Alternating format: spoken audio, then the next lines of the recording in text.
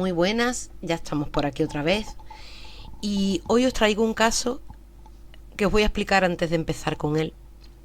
Si yo os digo el violador del ascensor, muchas personas sabrán de qué caso hablo. Este tipo cometió bastantes crímenes de muchos tipos, pero bueno, la gran mayoría de ellos fueron atacar a chicas en los ascensores de sus bloques, las vio y, y nada, y ya está, y se iba.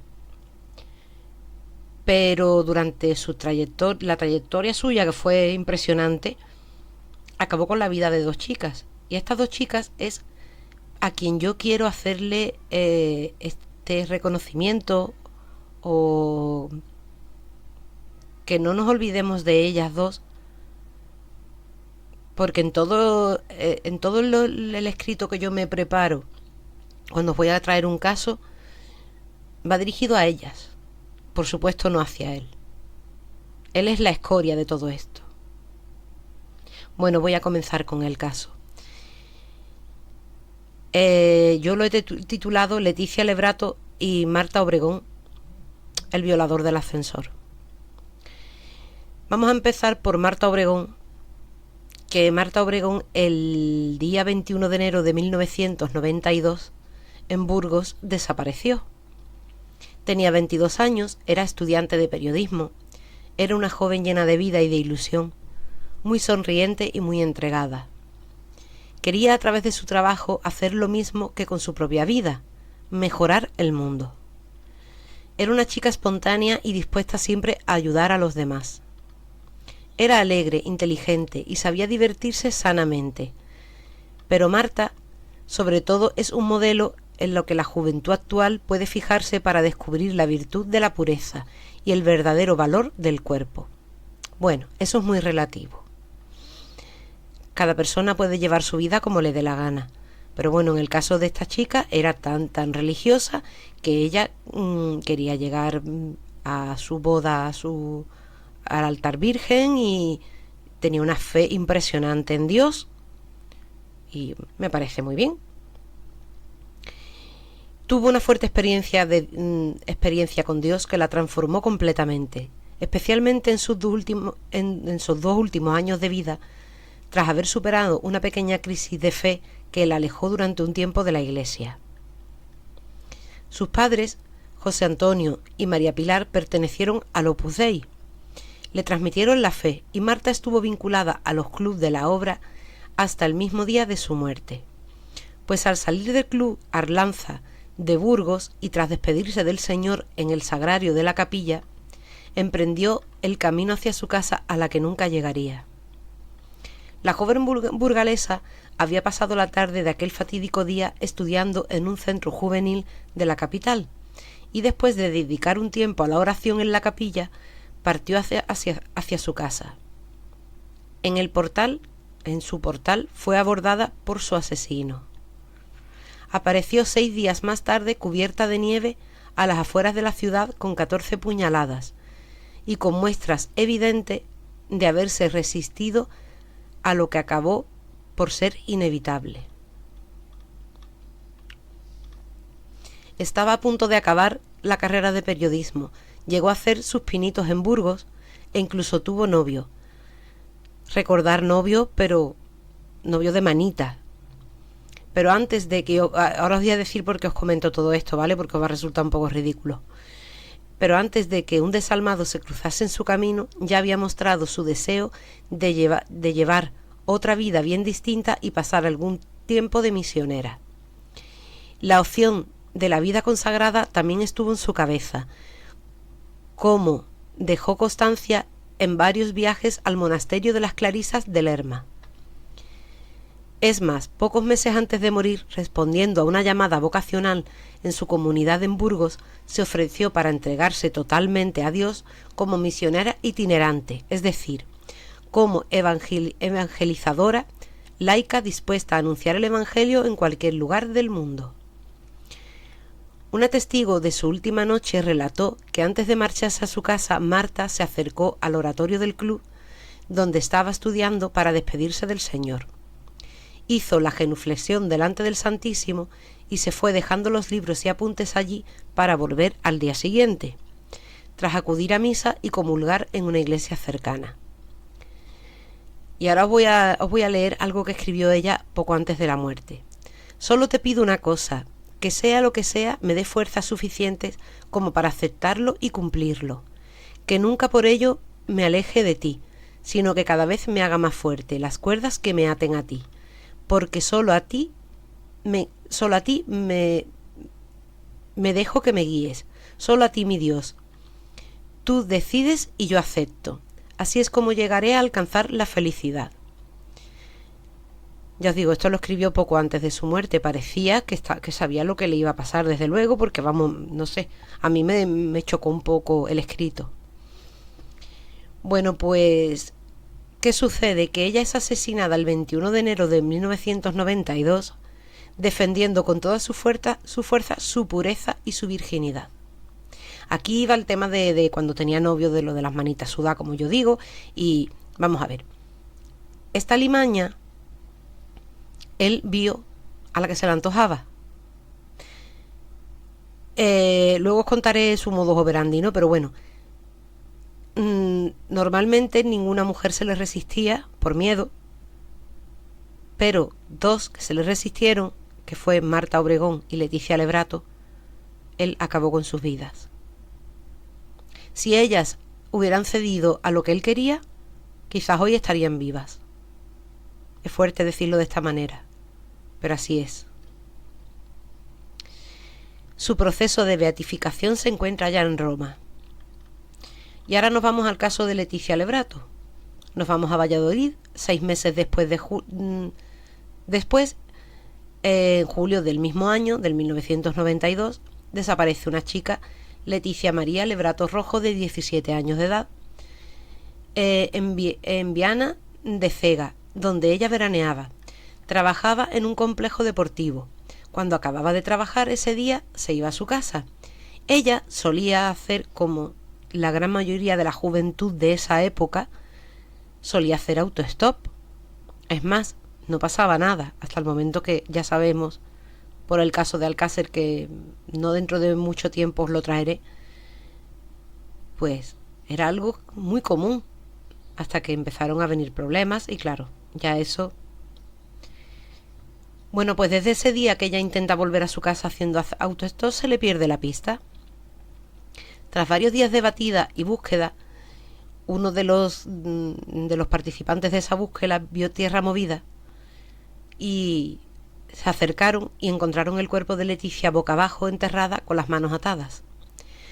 Se encontró viva y asesinada con 11 puñaladas. Leticia fue asesinada por resistirse, lo que os he dicho antes. Él amenazaba con la navaja en el cuello y les decía: o te dejas o te la clavo. Esto se sabe porque luego más adelante os contaré el testimonio de una de las víctimas de este ser. Bueno, ya después lo contaré. Leticia tenía arañazos, golpes en la cara y piernas. Tenía piel del asesino en sus uñas. Se piensa que él la recogió cuando hacía autostop y se la llevó a un pinar y allí ocurrió todo. Cuando se cumplen 2 meses de la aparición del cadáver de la joven de 17 años Leticia Lebrato en el pinar de Viana de Cega, Valladolid, no hay aún indicios que permitan esclarecer la identidad del asesino de la joven. Por supuesto, de Marta Obregón tampoco se sabía nada de quién había sido. Todavía estaba, la policía todavía estaba que no tenía ni idea.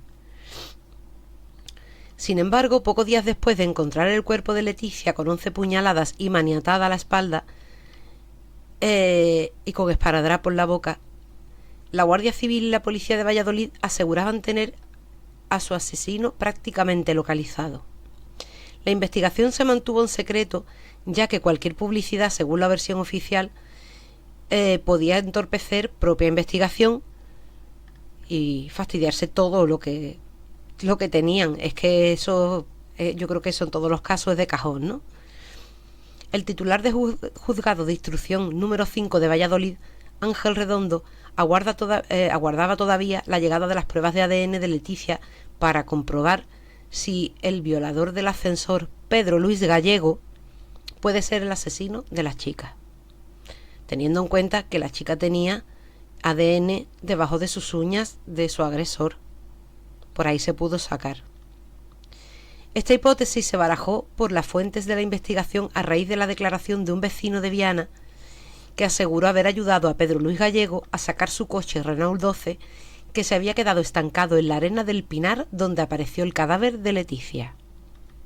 Menos mal que también hay gente buena y gente que sin miedo deciden hablar.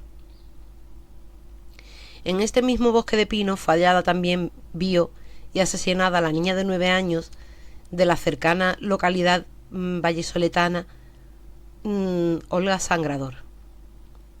En cualquier caso, a 2 meses de la muerte de la menor Leticia Lebrato, el pueblo vallisoletano de Viana continúa viviendo una pesadilla de acusaciones mutuas sin que se hayan producido aún detenciones. Un inspector de policía con amplio historial en la resolución de crímenes y que participó en la detención del ser en noviembre de 1992 en La Coruña, no tiene dudas en considerar a Gallego como el segundo delincuente más peligroso que ha tenido la provincia de Valladolid en décadas, después de Juan José García, que fue condenado por 3 asesinatos cometidos en 1987. Ahora os voy a contar el recorrido de este ser repulsivo con el paso de los años. Pedro Luis Gallego, a los 19 años de edad, en 1976 cometió su primera agresión, pero no ingresó en prisión hasta el 20 de junio de 1979. Volvió a ser condenado por 3 abusos más en 1981 y 1982. Y un año después se le juzgó por agredir a otro compañero recluso en Valladolid, al que obligó a practicarle una felación junto con otros internos. En su historial delictivo figura una violación a una ciudadana belga en Alicante en uno de sus permisos. Ya comenzamos, señores. Este tío, que ya llevaba un recorrido, en ese momento no muy amplio, pero un recorrido, y le dan un permiso. Vale, le dan un permiso. Venga. Comete un avío. Pedro Luis era aparentemente un chico normal, pertenecía a una familia trabajadora, estudió en un colegio religioso. Dejó los estudios en este colegio y comenzó a estudiar mecánica de ascensores. Tiempo después trabajó en una empresa de estos mismos, de inteligencia media alta y una alteración psíquica que le llevaba a cometer las agresiones sex irrefrenables contra las mujeres. Según un informe del hospital Dr. Villacián realizado al interno cuando fue detenido, Pedro Luis Gallego había pasado por médicos y psiquiatras antes de comenzar su última carrera delictiva en 1992. O sea, ya se sabía que este tío tenía problemas. Según los facultativos, la conducta de este recluso comenzó a alterarse durante su adolescencia, después de estudiar el antiguo bachillerato en un colegio religioso de la capital vallisoletana. Pedro Luis Gallego decidió probar en la formación profesional donde cursó la rama de mecánica. Fue en esa etapa cuando comenzó a aprender el funcionamiento de los ascensores, un escenario en el que desarrollaría la mayoría de sus macabras vio. Finales de los años 70 y principios de los 80, Pedro Luis comienza a vio y a abusar. En el año 1979 entra por primera vez en la cárcel por abusos. Entró también en un psiquiátrico. Esto, de verdad, yo aquí me doy la vuelta. Escuchar y opinar, ¿vale? Entró también en un psiquiátrico, condenado a 10 años de internamiento. Pero no lo cumple, voy despacito para que os enteréis bien, no lo cumple por sacarse el certificado de la ESO. La ESO, para quien no sea de España y no sepa lo que es la educación secundaria obligatoria. O sea, tú tienes que cumplir 10 años en un psiquiátrico porque estás mal de la mente. Y como te pones a estudiar y te sacas un grado que se saca en un par de años, como mucho o 3 años como mucho. No sé este tío que hasta dónde llegaría estudiando. Pero bueno, o incluso en uno se puede sacar también. Te sacas un certificado, pues te dejan suelto y lo que haces es un tratamiento ambulatorio y así vuelves a las calles.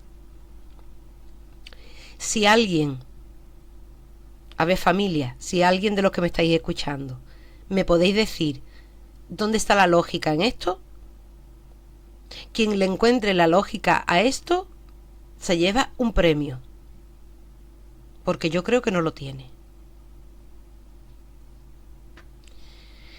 Bueno, pues este ser cometió 2 asesinatos, uno de ellos con bio, el otro con intento de la misma, 18 agresiones sex y una bio. Se saben bio que cometió, pero la policía sabe que hubo muchas más. ¿Qué sucede? Que en aquella época, bueno, hoy día también puede pasar, ¿no? Pero en aquella época, por el qué dirán, por muchas mujeres no denunciaban. Entonces la policía sabe las que sabe, pero ellos tienen el convencimiento de que hubo muchísimas más bios. La manera en que se arresta a este individuo es porque le habían pinchado el teléfono. Claro, ya tenían la mosca detrás de la oreja de que era él, ¿no? Ya le pincharon el teléfono y en una de las conversaciones que Pedro Luis mantiene con su madre, que le dijo que le mandaría un dinero por medio de correos, antiguamente se hacía así, y allí es donde la policía lo arresta.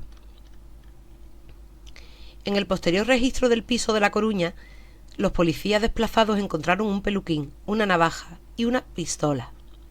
Él, muy tranquilo y frío, aseguraba una y otra vez que él no era el bio, que él no había hecho nada. Las bio cometidas casi todas eran en ascensores. El primero observaba a sus víctimas. Se colaba en los portales sin ser descubierto, las esperaba y con muchísima violencia en el ascensor las vio. Jamás reconoció ni las vio ni los asesinatos. No demostraba arrepentimiento de ningún tipo. Él necesitaba tener poder ante sus víctimas. Él aprovechaba su profesión como mecánico de ascensores para acceder a los portales y esperar a sus víctimas allí.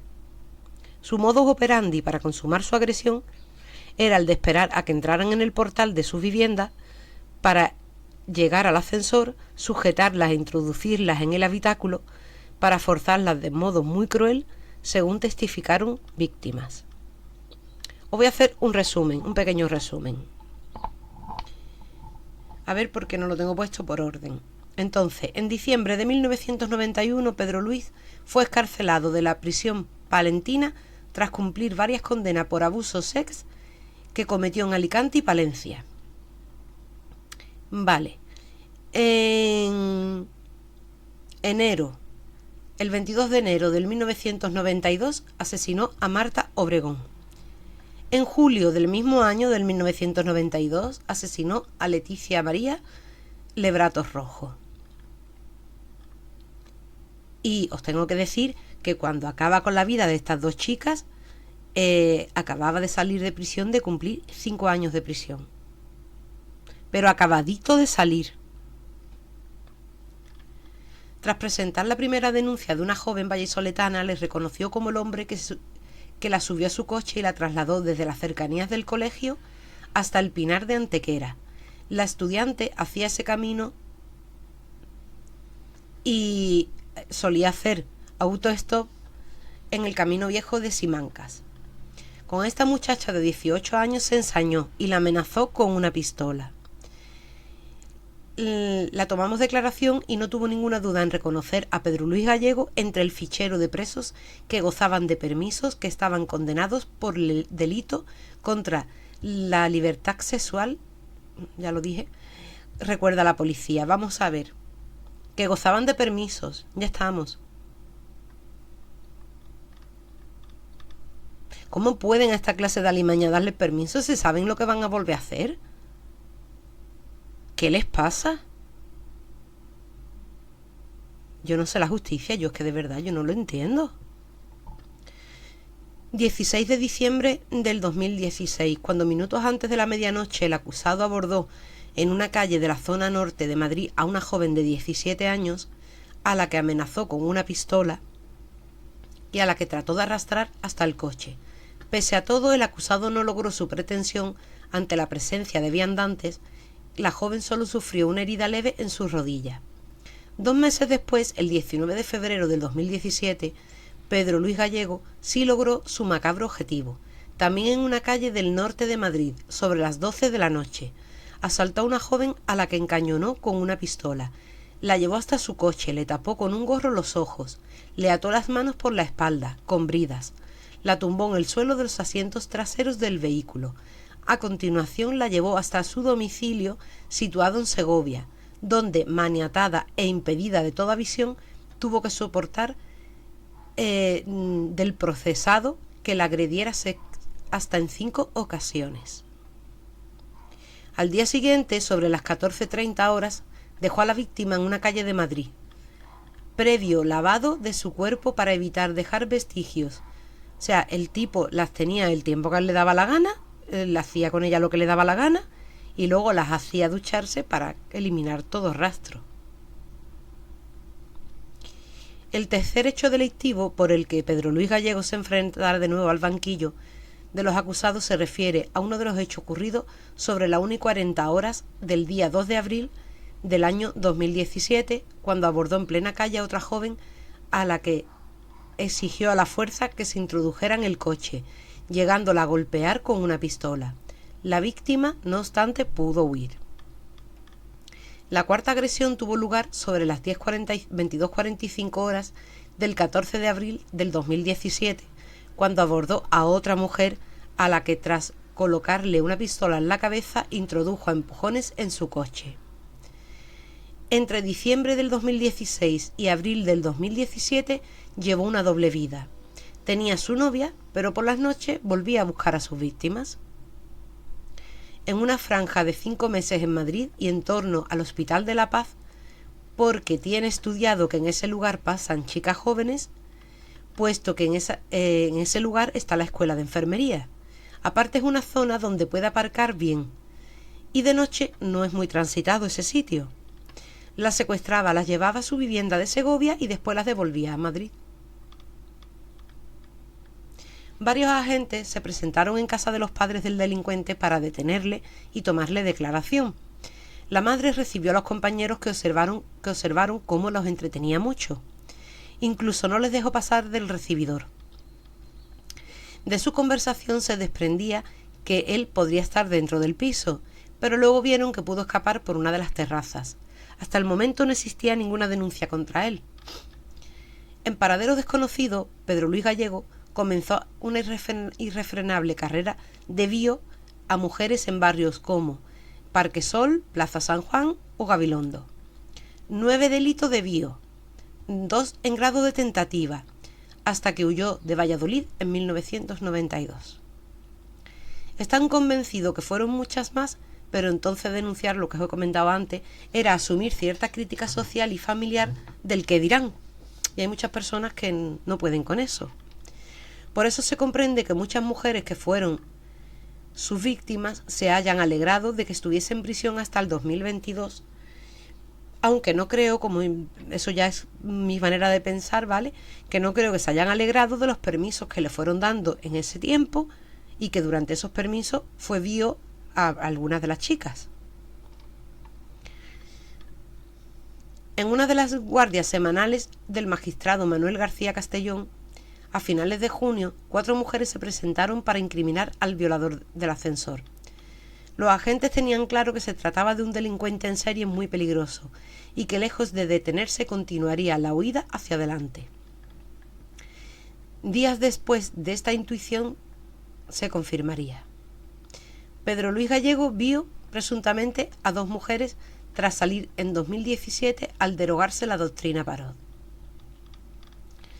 Con la derogación de la doctrina Parot supuso la liberación de un gran número de presos. En concreto, la derogación de la doctrina Parot permitió la liberación de 1.200 presos en España.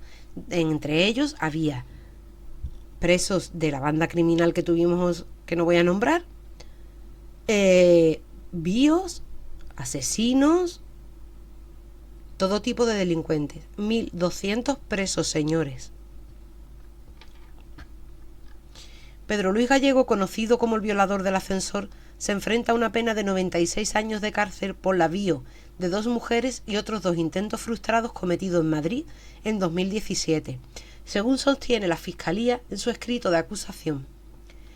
El juicio de la Audiencia Provincial de Madrid, casi 6 años después de que Pedro Luis Gallego, condenado a 273 años de prisión por el asesinato de la burgalesa Marta Obregón y la vallisoletana Leticia Lebrato en 1992, fuera puesto en libertad en 2013 por la derogación de la doctrina Parot, que redujo el tiempo en prisión con carácter retroactivo sobre los delitos cometidos entre las décadas de los 70 a los 90. Yo alucino. Bueno, pues en julio del 2019 en la cárcel intenta, yo esto ya me río, ¿vale? Intenta acabar con su vida, dice que él es muy peligroso, que no recibe ningún tipo de terapia, que sabe que es muy peligroso, que por ello intenta quitarse la vida, dice que él es víctima de sí mismo, que él nunca fue... bueno, esto es lo que él dice, no sé si para dar pena o yo... Él hizo un intento, desde luego, hizo un intento, pero yo creo que ese intento fue más un llamar la atención que una realidad, vamos. Es que además yo no creo que él se arrepienta de nada de lo que él hizo. Él nunca fue declarado como enfermo mental.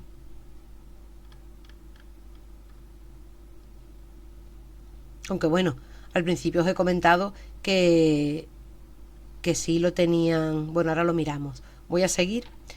Una de las chicas bio cuenta su experiencia, que es lo que antes os dije, sin decir su nombre ni reflejar su rostro. Cuenta que tenía 15 años y que estaba en una fiesta con sus amigas cuando se separó de ellas un momento para ir al baño. Vamos a ver, la fiesta esa se realizaba en una especie de campo o descampado muy grande, donde la fiesta estaba en una carpa, ¿no? Y esta chica pues le entra ganas de hacer pis y se aleja de sus amigas y se va. Aquella zona era una zona boscosa, pues se pone detrás de un árbol y ya no recuerda nada. Ella cuando se despierta con este hombre encima de ella.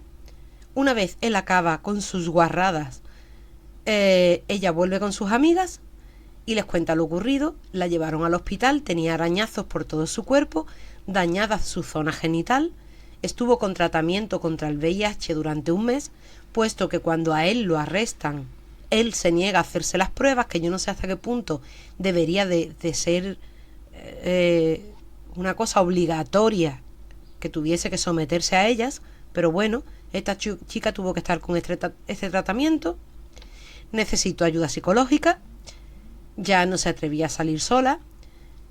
Bueno, pues la condena en total de este tipejo por esto que hizo fue de 1 año. Luego libertad vigilada. Yo eso de la libertad vigilada me río, porque yo no he visto nunca a un policía detrás de un preso vigilándolo. 1 año cumplió por lo que le hizo a ella. Esta chica cuenta que le costó muchísimo rehacer su vida. Bueno, pues en 2019, cuando se celebra el juicio, que ya este tipejo tenía 59 años, le cae la pena de 97 años y 8 meses, que cumplirá un mínimo de 24 años en la cárcel, que es 1/4 parte de la pena. Yo no puedo entender por qué, si le caen... Voy a quitar los meses de en medio. Si le cae 97 años, ¿por qué lo dejan salir cuando tiene la 1/4 parte de la pena cumplida? Bueno, le dan permisos. ¿Por qué? ¿Por qué? A una persona que lleva pues toda su vida haciendo todo este tipo de cosas y saben que va a volver a reincidir. ¿Por qué? Pedro Luis Gallego, tristemente célebre, el violador del ascensor, al que la Audiencia Provincial de Madrid condenó este lunes a 97 años y 8 meses de cárcel por las agresiones de 4 chicas, una de ellas menor, registrada en 2016 y 2017 entre Madrid y Segovia. Tendrá 82 años cuando recupere la libertad y pasará otros 10 hasta los 92 bajo libertad vigilada, que ya os digo, esos 10 años de libertad vigilada, yo eso no sé en qué consiste. ¿En que vaya a firmar alguna parte? Bueno, pero mientras no está firmando, ¿en qué? ¿En qué? ¿En qué? Porque no le van a poner a nadie vigilándolo detrás.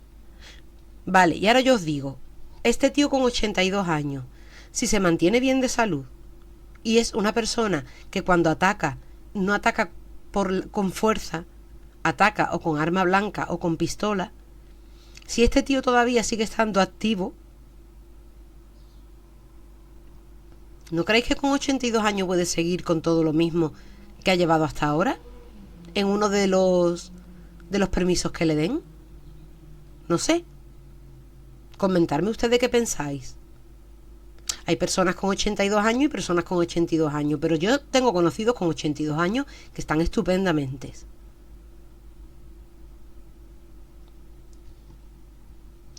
Durante este mismo periodo, hasta los 92 años, no podrá volver a pisar Madrid. Pero como ya os he comentado en otros casos, no puede ir a Madrid. Pero si no es Madrid, es Pekín, es que le da igual. Donde sea, ¿qué importa? Vamos a ver. Es que eso da igual. ¿O él nada más que le gustan las madrileñas? No, a él le da igual la mujer que sea. Y como os estoy diciendo,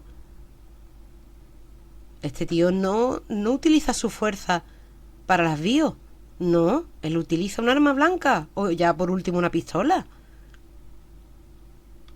No sé, pero vamos, que yo creo que ya con esa edad puede seguir. Es que puede, yo creo que se puede seguir perfectamente. No sé. Sí, vamos a ver. Os he dicho que no tenía nada, pero sí, este tío tenía mentalmente. Vamos a ver, él tenía una alteración psíquica que realmente no sé yo si esto se le puede poner por médicamente un nombre, no lo sé. Una alteración psíquica que les llevaba a cometer las agresiones sex irrefrenable contra las mujeres. Entonces no sé yo, de inteligencia media alta y una alteración psíquica, porque no habla de que no habla de una patología concreta. Entonces no sé yo si esto se considera como que él tiene un problema, aunque si fuese así, si por esto que comentamos aquí hubiera sido un atenuante en... Es que le hubieran bajado la pena, ¿no? Pienso yo, ¿no?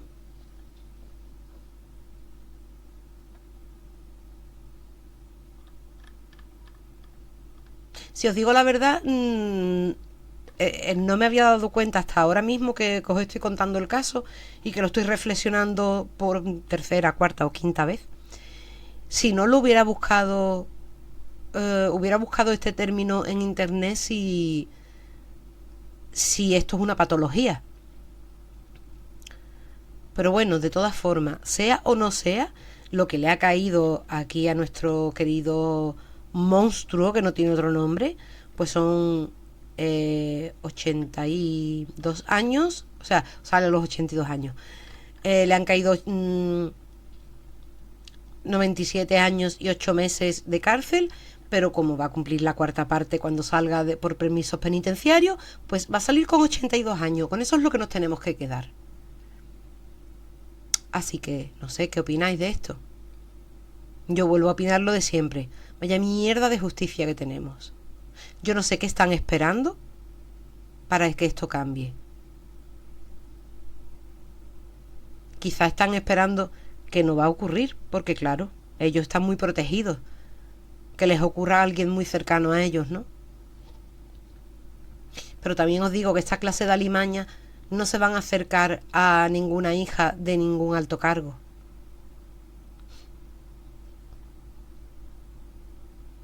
Y los que sufrimos las consecuencias somos la gente de a pie. Yo no sé qué es lo que tenemos que hacer y qué tiene que pasar para que las leyes cambien.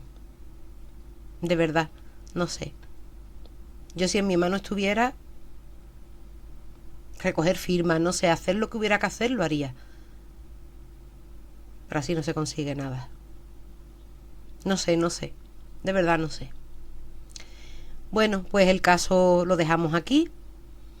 Os deseo que tengáis una tarde muy bonita. Acordarse de darme like, de compartirme, de presentar mi canal a la gente que le guste el True Crime, que tengáis familiares, amistades, que tengáis cercanos.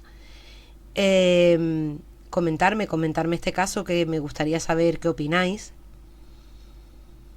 Y poco más. Os deseo que tengáis un maravilloso día, como siempre.